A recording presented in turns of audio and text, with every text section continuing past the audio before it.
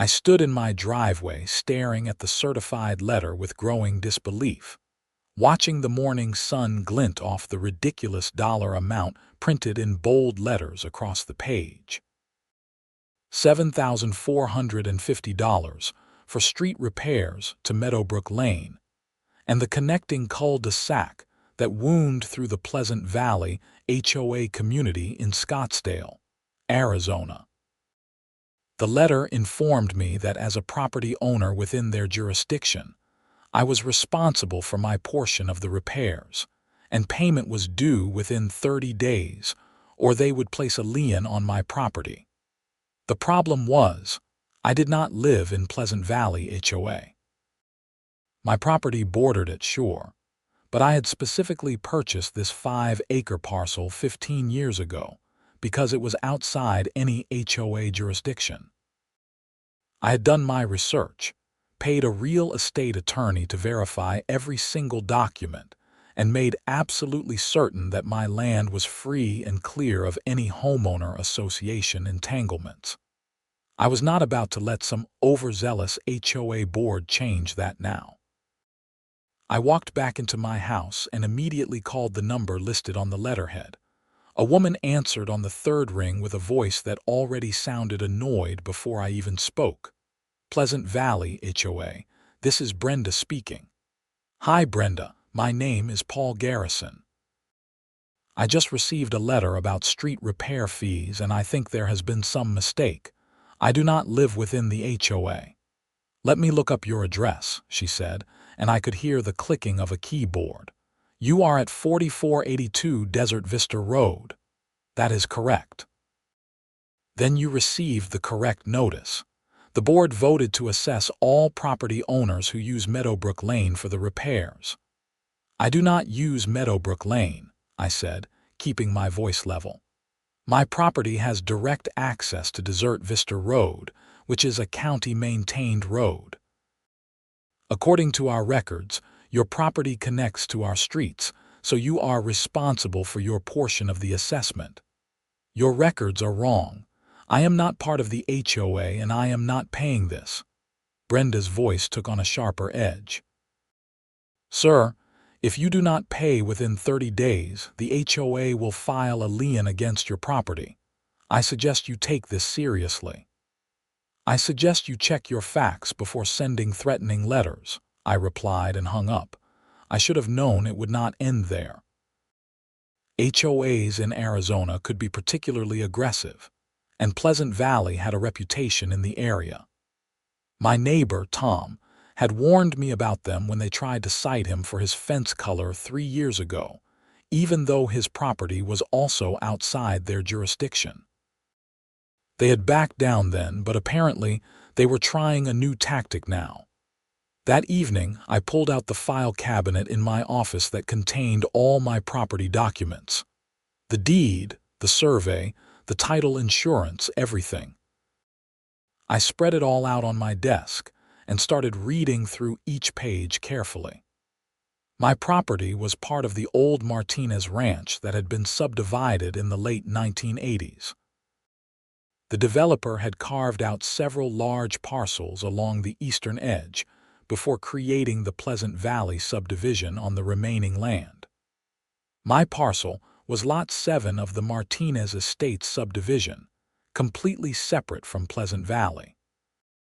Then I found something interesting in the easement documents. When the original developer had created Pleasant Valley, they needed access from Desert Vista Road to the interior lots. So they had negotiated an access easement across the Martinez Estates properties, including mine. The easement allowed for the construction and use of Meadowbrook Lane and its connecting streets, but the easement agreement was very clear about one thing. The easement holders, meaning the HOA and its residents, were responsible for all maintenance, repairs, and improvements to the roads within the easement area. I read the document 3 times to make sure I understood it correctly. Not only was I not responsible for paying for their street repairs, but the streets they were trying to bill me for were actually built on my property, on an easement I had granted them. They had it completely backward. I went to bed that night with a smile on my face, already planning my response. The next morning, I called my real estate attorney, Mitchell Hayes, who had handled my property purchase 15 years ago. He still practiced in Scottsdale, and I had kept in touch with him over the years for various real estate questions. "Paul, good to hear from you," Mitchell said when his secretary put me through. "What can I do for you?" I explained the situation and emailed him copies of the HOA letter and my easement documents. He called me back an hour later. "This is fascinating," he said, and I could hear the amusement in his voice. "They are trying to collect money from you for repairs to streets that are built on your property via an easement that explicitly makes them responsible for all maintenance." "So I am reading it correctly?" "Absolutely. The easement agreement is crystal clear. The grantor, which is you as the current property owner, grants access for the roads but bears no responsibility for maintenance or repairs. That responsibility lies entirely with the easement holders, which would be the HOA and its members. What should I do?" "Write them a letter explaining the situation. Reference the easement agreement and make it clear you are not responsible for any costs. I can draft something for you if you would like." "I would appreciate that. Give me until end of day tomorrow. This should be straightforward." Most likely, someone on their board just did not do their homework and assumed you were part of the HOA because their streets border your property. I thanked him and hung up, feeling confident this would be resolved quickly. I was wrong about that. 2 days later, Mitchell emailed me a professionally written letter that laid out the legal facts clearly and firmly. I printed it, signed it, and sent it via certified mail to the Pleasant Valley HOA. Then I waited. A week passed without any response. Then another week. I was starting to think they had quietly accepted their mistake when a new certified letter arrived. This one was from a law firm, Patterson and Associates, representing the Pleasant Valley HOA. The letter was 3 pages of legal jargon that boiled down to one main argument. The easement agreement from 1988 was superseded by a subsequent agreement from 1992 that transferred maintenance responsibilities to all adjoining property owners. They included a copy of this supposed agreement, which I had never seen before and certainly had never signed. I looked at the signature on the 1992 document. It was supposedly signed by Richard Martinez, the original developer, but Richard Martinez had died in 1991. I knew this because I had actually met his widow during my property purchase, and she had mentioned her husband's passing. I scanned the document and emailed it to Mitchell along with an explanation. He called me within an hour, and he sounded angry. "Paul, this is a fraudulent document. The signature is dated 4 months after Richard Martinez died. I actually handled part of his estate, so I can confirm the dates." "So what do we do?" We respond aggressively. "This is not just a mistake anymore. Someone at that HOA or their law firm is knowingly using a fraudulent document to try to collect money from you. That is fraud, potentially criminal fraud. You think they know it is fake, or did someone forge it years ago and they just found it in their records? Good question.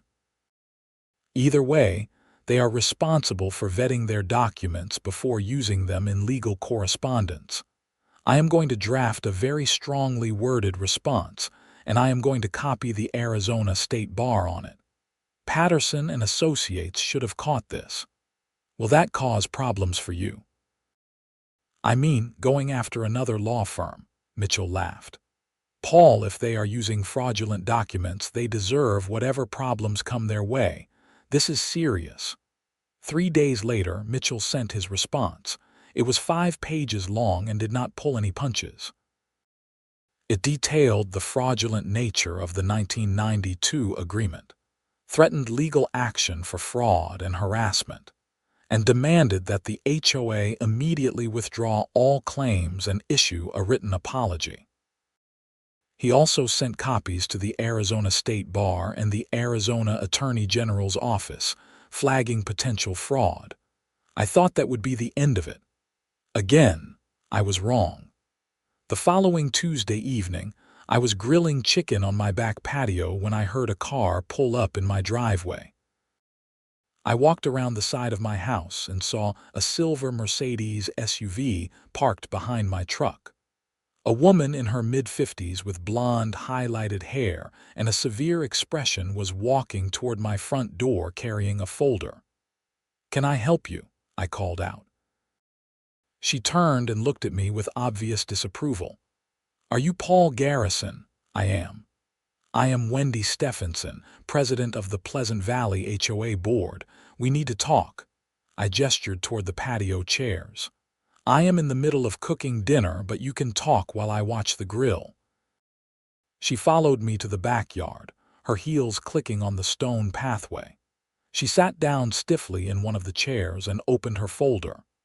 "Mr. Garrison, this situation has gotten out of hand.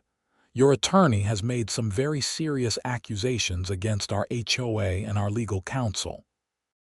"My attorney has stated facts," I corrected her. "The document you are using to claim I owe maintenance costs is fraudulent. It is signed by a dead man."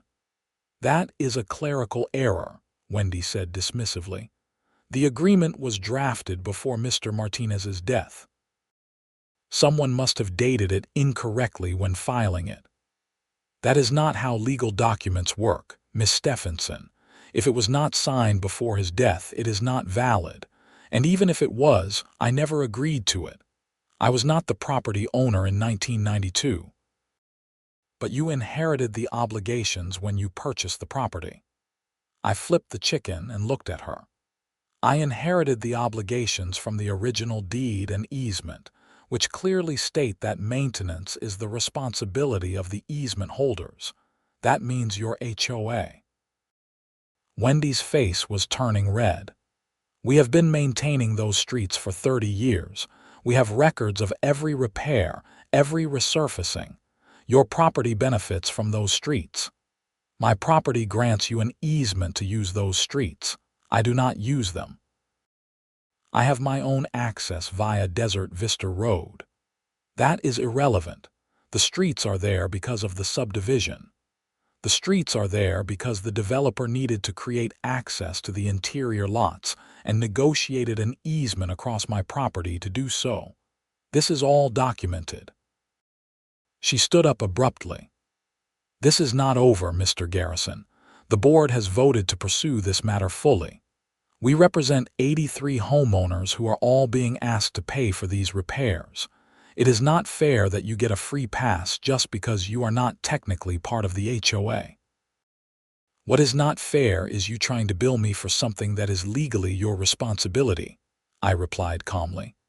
"I am sorry your roads need repairs, but that is not my problem." Wendy grabbed her folder and walked back around my house without another word. I heard her SUV door slam and the engine start aggressively. She peeled out of my driveway fast enough to leave rubber marks. I finished grilling my chicken and ate dinner, but the encounter left me unsettled. Wendy Stephenson did not strike me as someone who gave up easily, and her comment about the board voting to pursue the matter fully suggested this was far from over. I was right. Over the next 2 weeks, I received 3 more letters from Patterson and Associates, each one escalating in tone. They claimed they had additional documentation proving my responsibility, though they never actually provided it. They threatened litigation liens, and even tried to suggest I was trespassing on HOA property, which was absurd since the streets were on my easement. Mitchell responded to each letter systematically, demolishing their arguments and repeatedly pointing out the fraudulent 1992 document. He also filed a formal complaint with the State Bar against Patterson and Associates for their continued use of what they knew or should have known was a fraudulent document. Then things got weird. I started noticing cars driving slowly past my property at odd hours. One night around 11, I saw a vehicle stop at the end of my driveway and sit there for almost 10 minutes before driving away. I could not see who was inside because of the tinted windows. A few days later, I came home from work to find a citation tucked under my windshield wiper. It was from the Pleasant Valley HOA, claiming my landscaping violated community standards and assessing a $50 fine. I called Mitchell immediately. "They are citing me for landscaping violations now. Can they even do that?" "No, absolutely not. You are not part of their HOA. They have zero authority over your property. Keep that citation. It is more evidence of harassment." The citations kept coming. One claimed my fence was the wrong color, even though my fence was the natural color of cedar and had been there for 12 years. Another cited me for excessive vehicle parking because I had my truck and my son's old Jeep in my driveway. Each citation included a fine ranging from $50 to $200. I did not pay any of them, but I kept them all in a folder that was getting disturbingly thick. Then one morning, I woke up to find someone had spray painted "Pay Your Dues" across my mailbox in bright red letters. I immediately called the Maricopa County Sheriff's Office and filed a vandalism report. Deputy Rodriguez came out to take photos and a statement. "Have you had any disputes with neighbors recently?" he asked.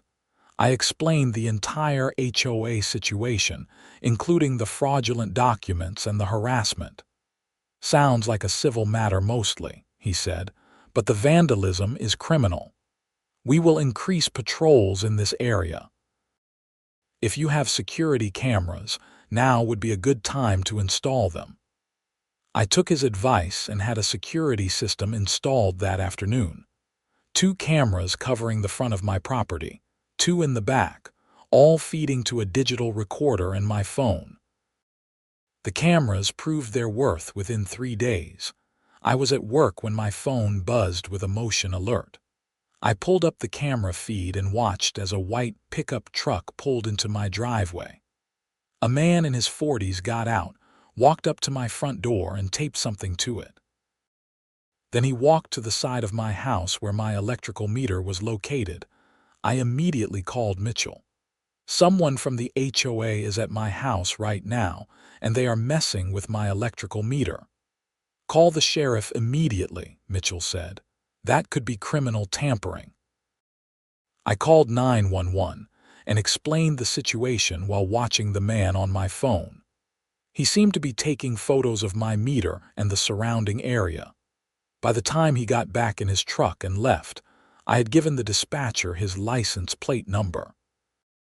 When I got home that evening, there was a notice on my front door from the Pleasant Valley HOA claiming that my property was illegally connected to HOA electrical infrastructure and demanding I disconnect immediately or face legal action. It was complete nonsense. My house had its own electrical service directly from the power company, completely separate from anything related to the HOA. Deputy Rodriguez came by again that evening. We ran the plate. Truck is registered to Kevin Palmer, who lives in the Pleasant Valley subdivision. I drove by his house after your call and saw the truck, but no one answered the door. Can you charge him with trespassing? Technically, he did not go beyond your front door area, which could be argued as implied invitation for deliveries and such. But the electrical meter tampering angle is more serious. I am going to follow up with him tomorrow. If he was actually tampering with your utilities, that is a crime. The next day, Deputy Rodriguez called me at work. I spoke with Kevin Palmer. He claims he is a board member of the Pleasant Valley HOA and was conducting a property assessment related to your dispute. He denies tampering with anything, says he was just taking photos. He was on my property without permission, conducting harassment disguised as HOA business. I explained to him very clearly that your property is not part of the HOA, and he has no authority to conduct any kind of assessment. I warned him that any further unwanted entry onto your property would result in trespassing charges. I also contacted Wendy Stephenson and told her the same thing. "How did that go?" Rodriguez chuckled. "She was not happy, told me I was interfering with HOA business and threatened to call my supervisor. I invited her to do so." Despite the warning, the harassment continued, just in different forms. I started receiving certified letters from various vendors claiming I owed money for services I never requested. A landscaping company claimed I had contracted them to trim my trees and owed $600. A paving company said I had requested a quote for driveway repairs and owed a consultation fee of $250. I called each vendor and quickly discovered the same pattern. Someone had called them claiming to represent me, using my name and address, and requesting services. When I asked who had called, they all described a woman's voice, middle-aged, very insistent and specific about what needed to be done. I reported each incident to Deputy Rodriguez, who was building quite a file on Pleasant Valley HOA's activities. He called me one afternoon with an update. "I spoke with several of those vendors you told me about. They all received calls from the same number, which traces back to Wendy Stephenson's cell phone. She is impersonating you to create fake debts. That is identity fraud, is it not?" "Yes, it is." "I am putting together a case for the county attorney's office. This has gone way beyond a civil dispute." I felt a mixture of relief and disbelief. Relief that law enforcement was finally taking this seriously. Disbelief that the president of an HOA board would actually commit crimes over a street repair bill. Mitchell was pleased when I told him. "This strengthens our position significantly. When we file our lawsuit, we will not only be seeking a declaratory judgment on the easement issue, but also damages for harassment, fraud, and emotional distress. We are filing a lawsuit. Oh yes, I have been preparing the complaint for the past week. This HOA has crossed so many legal lines that I want to make sure we address all of them comprehensively. We are going to sue the HOA itself, Wendy Stephenson personally, and Patterson and Associates for their role in perpetuating the fraud with that fake 1992 document." "Is that not going to cost a fortune?" Mitchell laughed. "Paul, with the evidence we have, including criminal charges being filed, this is going to settle quickly. And when it does, they are going to pay your legal fees. Trust me." He filed the lawsuit the following week in Maricopa County Superior Court. The complaint was 32 pages long and detailed every aspect of the HOA's harassment campaign, the fraudulent document, the identity theft, the vandalism, and the trespassing. It sought compensatory damages, punitive damages, and attorney's fees. The reaction from Pleasant Valley HOA was swift and panicked. Within 2 days of being served, I received a call from a different attorney, not Patterson and Associates. "Mr. Garrison, my name is Robert Chen. I am representing the Pleasant Valley HOA in this matter, replacing Patterson and Associates. I would like to discuss a possible resolution." "I am listening," I said. "The board has reviewed the situation and recognizes that there were some misunderstandings and inappropriate actions taken. They would like to resolve this matter without lengthy litigation." "Misunderstandings. Your client used a fraudulent document to try to extort money from me, then launched a harassment campaign that included identity theft and vandalism. I understand you are upset, Mr. Garrison. The board members who were most involved in these actions have resigned, including Mrs. Stephenson. The new board wants to make this right. I want a complete and total withdrawal of all claims against me, a formal apology, payment of all my legal fees, and compensation for the harassment. Those terms seem reasonable. Let me discuss with the board and get back to you. I immediately called Mitchell and told him about the conversation. That is a good sign, Mitchell said. Patterson and Associates dumping them as a client and Stephenson resigning suggests they know they are in serious legal trouble. Let me handle the settlement negotiations. Do not agree to anything without running it by me first. The next few weeks involved a lot of back and forth between the attorneys. The HOA initially offered to pay my legal fees and issue an apology, but balked at any monetary compensation. Mitchell pushed back hard, pointing out that the criminal case against Wendy Stephenson for identity fraud was moving forward regardless of any civil settlement, and that fact alone demonstrated the severity of their actions. In the meantime, the criminal case was indeed progressing. The county attorney's office charged Wendy Stephenson with 3 counts of identity theft, 1 count of fraud, and 1 count of criminal damage for the spray-painted mailbox.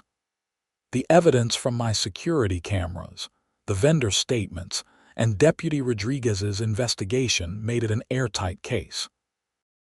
I attended one of the preliminary hearings just to see what would happen. Wendy Stephenson sat with her attorney, looking significantly less confident than when she had shown up at my house. When she saw me in the courtroom, her expression turned to pure anger, but she quickly looked away. The judge reviewed the charges and the evidence summary. Mrs. Stephenson, these are serious charges. The state has substantial evidence including recorded phone calls, video surveillance, and multiple victim statements. I strongly suggest you consider the plea offer the prosecutor has extended. Her attorney requested time to review the offer, and the hearing was adjourned. 2 weeks later, Wendy Stephenson pleaded guilty to 1 count of identity theft and 1 count of criminal damage, with the other charges dropped as part of a plea agreement. She was sentenced to 1 year of supervised probation, 200 hours of community service, restitution to me and the affected vendors, and was prohibited from holding any position on any HOA board for 5 years. The criminal conviction changed the dynamic of the civil settlement negotiations dramatically. The HOA's insurance company got involved, and suddenly, they were much more motivated to settle. They offered $50,000 in damages, full payment of my legal fees which had reached about $18,000, complete withdrawal of all claims, and a formal written apology to be sent to me and filed with the court. Mitchell advised me to take it. It is a solid settlement, Paul. You will be made whole financially, you get vindication, and you can move on with your life. Fighting for more would just drag this out for another year or 2. I agreed, and we finalized the settlement in early December, about 9 months after I had received that first certified letter. The HOA's insurance company cut the check within 2 weeks, and I received the formal apology letter just before Christmas. The letter was signed by the new HOA board president and acknowledged that I had no financial responsibility for the street repairs, that the streets were built on my easement, and that the HOA had engaged in inappropriate and illegal harassment. It was satisfying to read. I thought that would be the end of the story, but there was one final twist. In January, I received a call from Robert Chen, the HOA's new attorney. Mr. Garrison, I am calling with an unusual request, and please feel free to say no. What is it? The HOA needs to do the street repairs. The roads are in genuinely bad shape, and the county has cited them for safety issues. However, after everything that happened, the HOA is concerned about doing any work within your easement without your explicit permission. They would like to formally request your authorization to proceed with the repairs. I almost laughed. After 9 months of fighting over whether I had to pay for the repairs, they were now asking permission to do the repairs on my property. What exactly do they need from me? A written statement granting temporary additional access for construction equipment and confirming you will not interfere with the repair work. Essentially, we need to make sure you are not going to block the work or claim they are trespassing while doing it. I have never had any intention of interfering with necessary repairs. The easement already grants them access for maintenance. I understand, but given the history, they want something clear and unambiguous. They are also willing to pay you a fee for the temporary additional access, say $5,000, as a gesture of goodwill. I thought about it. The HOA had already paid me $50,000 in the settlement. The roads genuinely did need repairs, and those repairs would not impact my property negatively. If anything, well-maintained roads on the easement would keep the county from potentially coming after me if they decided the easement holder was not properly maintaining the access. I do not need the $5,000, I said, but I will provide the written authorization. Send me the document to review.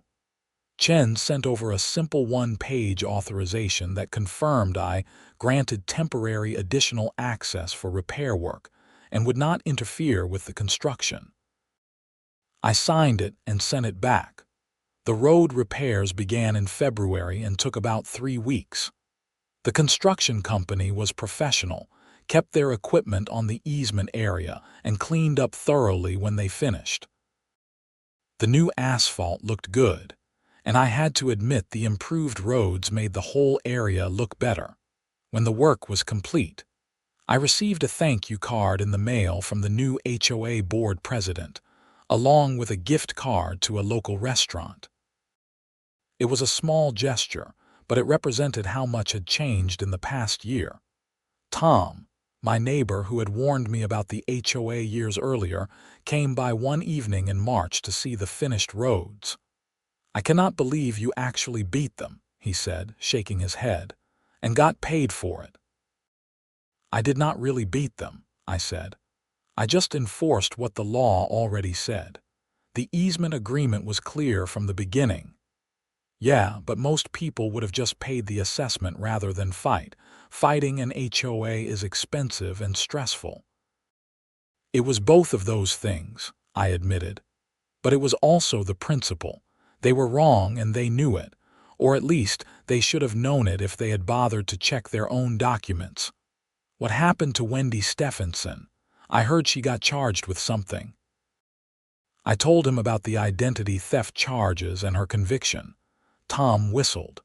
"She really went off the deep end. I always thought she was intense at HOA meetings, but I never thought she would break the law. Desperation makes people do stupid things." She probably convinced herself she was protecting the HOA and that justified whatever tactics she used. We stood looking at the freshly paved street, which gleamed black in the evening light. "So what about the easement now?" Tom asked. "Are they going to have problems with it in the future?" "The easement is permanent. It is recorded in the property records and runs with the land. When I eventually sell this property, the easement transfers to the new owner. Same terms, same conditions, including the maintenance responsibility being on them." "Exactly. That is the whole point of having detailed easement agreements. They spell out rights and responsibilities clearly so there is no confusion." Tom shook his head again. "Well, you certainly educated them on property law. I bet the new board reads every document twice now before taking any action." He was probably right about that. The entire debacle had cost the HOA somewhere north of $100,000 when you factored in the settlement, their legal fees, and the actual cost of the road repairs. It was an expensive lesson in doing proper due diligence before taking legal action. Over the following months, my interactions with the Pleasant Valley HOA were minimal and professional. I occasionally saw Robert Chen at local bar association events since we both practiced in the Scottsdale area, and we were cordial. He told me the HOA had implemented new procedures requiring independent legal review of any significant enforcement action, specifically to avoid a repeat of what happened with my case. I also heard through Tom that several other homeowners who had been unhappy with the previous board's aggressive tactics were elected to the board in the next annual election. The new leadership apparently focused more on maintaining common areas and organizing community events rather than aggressive enforcement of petty rules. As for Wendy Stephenson, I heard she moved out of the area entirely after completing her probation. I never saw her again after that court hearing. My son Jake came to visit in July and asked about the whole situation over dinner one night. "Dad, did you ever find out why they went so hard after you?" I mean, $7,000 is not nothing, but it seems like they spent way more than that fighting you. It was a good question, and I had thought about it a lot over the past year. "I think it was a combination of things," I said. "First, Wendy Stephenson seemed to have a real control issue. She did not like that there was property bordering the HOA that she could not control. Second, the HOA was probably trying to reduce the assessment on their actual members by spreading it to more properties, and mine was an easy target since the roads physically connected.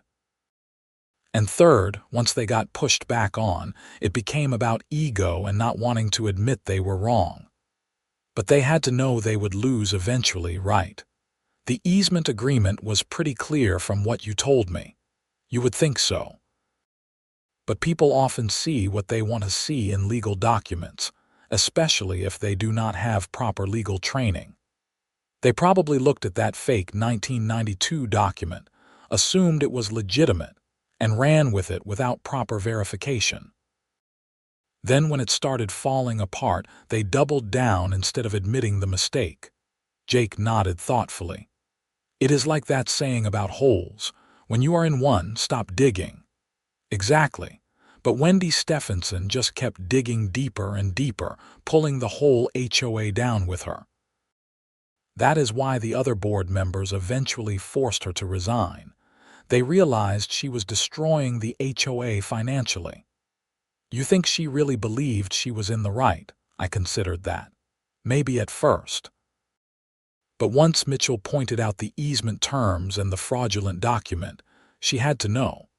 At that point, it became about winning at any cost rather than being right. That is when she crossed the line into criminal behavior. The whole experience left me with a much deeper understanding of how HOA disputes could spiral out of control. I had always been vaguely aware that HOAs could be problematic, but I had never imagined one would go to such extremes. The combination of a power-hungry board member, inadequate legal counsel from Patterson and Associates, and a general unwillingness to admit mistakes created a perfect storm. I also gained a new appreciation for the importance of detailed property records. If I had not kept meticulous files from my original purchase, including that easement agreement, this situation could have turned out very differently. The easement document was my shield against all the HOA's claims, and without it, I might have ended up in a much more complicated legal battle. Mitchell told me later that he used my case as a teaching example when he gave a presentation to the Arizona State Bar's Real Estate section on easement law and HOA overreach. Apparently, it generated a lot of discussion among attorneys who had dealt with similar issues. By the fall, life had returned to normal. The road repairs held up well through the summer heat, and I had no further contact with the Pleasant Valley HOA beyond seeing their newsletter occasionally when it was mistakenly delivered to my mailbox. I did make one change to my property. I installed a permanent monument at the edge of my land along Desert Vista Road, with my property address clearly marked. It was a subtle way of emphasizing that my property was distinct from the HOA subdivision, and it looked nice too. The stone pillar with bronze numbers gave the entrance to my driveway a more finished appearance. Tom joked that I should add a plaque that said, "Not part of any HOA," but I decided that would be overkill. The incident did make me think about what would happen when I eventually sold the property. I decided to create a detailed information package about the easement and the HOA situation that I would provide to any future buyer. I did not want someone to purchase my property without understanding the history and the legal protections it had. Mitchell helped me put together a comprehensive summary with all the key documents. "This is actually a selling point," Mitchell said when we finished. "Any buyer who is specifically looking to avoid HOA entanglements will love that you have this history documented and that you successfully defended the property's independence." He was right. When I did eventually list the property 3 years later for unrelated reasons, the documented easement situation and the legal victory over the HOA actually attracted buyers who were specifically looking for non-HOA properties. I ended up selling for above asking price to a couple from California who were thrilled to find a property with so much land and no HOA restrictions. But that was all in the future. In the immediate aftermath of the settlement, I was just happy to have the whole ordeal behind me. I had learned that standing up for your property rights was important, that documentation was crucial, and that some people would go to extraordinary lengths to avoid admitting they were wrong. The Pleasant Valley HOA learned their own lessons, though it cost them significantly more than it should have. They learned to verify documents before using them in legal actions, to respect property boundaries and jurisdictions, and that harassment and fraud would not be tolerated even when committed by board members. I never regretted fighting the assessment, even though it took months of my life and considerable stress. The principle mattered. My property was not subject to their authority, and no amount of aggressive tactics or fraudulent documents could change that. The law was clear, and ultimately, the law prevailed. On a quiet evening in late November, almost exactly a year after the settlement, I sat on my patio watching the sunset over the desert landscape. The streets on my easement were smooth and well-maintained. My mailbox had been replaced and never vandalized again. The fake vendor bills had stopped. The citations for imaginary violations had ceased. Everything was as it should be. My property was mine, free and clear, just as it had been when I purchased it 15 years earlier. The Pleasant Valley HOA maintained their streets on my easement as they were obligated to do, and I lived my life without interference from any homeowner association. Sometimes standing your ground is exhausting and expensive, but sometimes it is also absolutely necessary. This was one of those times, and I would make the same choice again without hesitation. The $7,450 they tried to bill me for seemed almost quaint now compared to what it had cost them to learn they had no authority over my property. Justice had been served. The law had been upheld, and I could finally close the chapter on the most bizarre property dispute I had ever experienced.